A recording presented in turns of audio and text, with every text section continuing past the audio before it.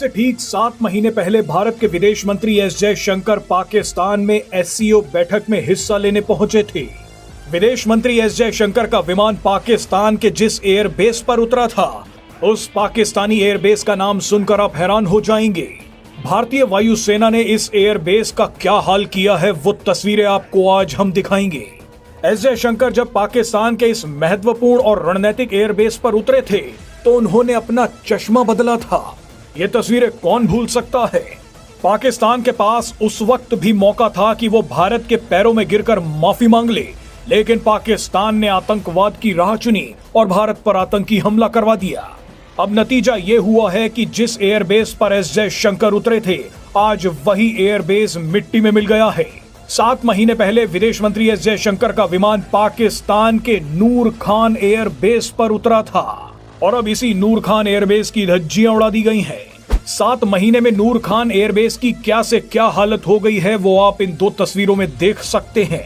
नूर Khan airbase को भारी नुकसान पहुंचा है।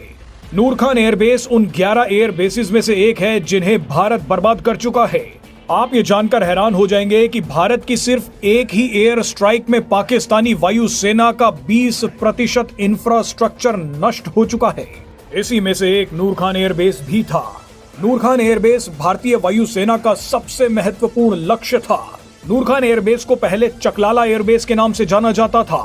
नूर खान एयरबेस पाकिस्तानी वायुसेना के ऑपरेशंस में मदद करता था और देश के टॉप वीवीआईपी एयर ट्रांसपोर्ट के लिए इस एयरबेस का इस्तेमाल होता था। इसका सबसे बड़ा कारण यह है कि नूर खान एयरबेस रावलपिंडी में पाकिस्तानी सेना के हेडक्वार्टर के बेहद नजदीक है। नूर खान इस्लामाबाद से भी सिर्फ 10 किलोमीटर दूर है, इसीलिए नूर खान एयरबेस पाकिस्तान के लिए बेहद महत्वपूर्ण था। नूर खान एयरबेस से ही पाकिस्तान के आर्मी चीफ, प्रधानमंत्री, राष्ट्रपति, आईएसआई चीफ और यहां तक कि विदेशों से आने वाले वीवीआईपी मेहमान भी इस एयरबेस का इस्तेमाल करते थे।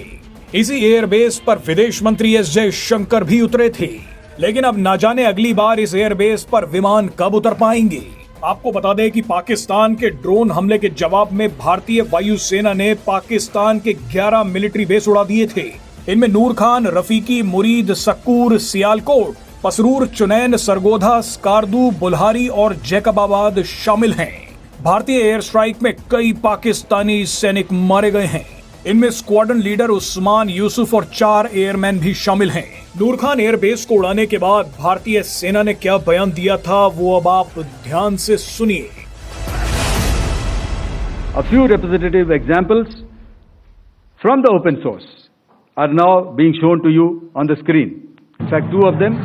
This is the strike on the Noor Khan Air Base, and you can see the effect. I'm sure most of you have seen the video. I have also picked it up from your sources only.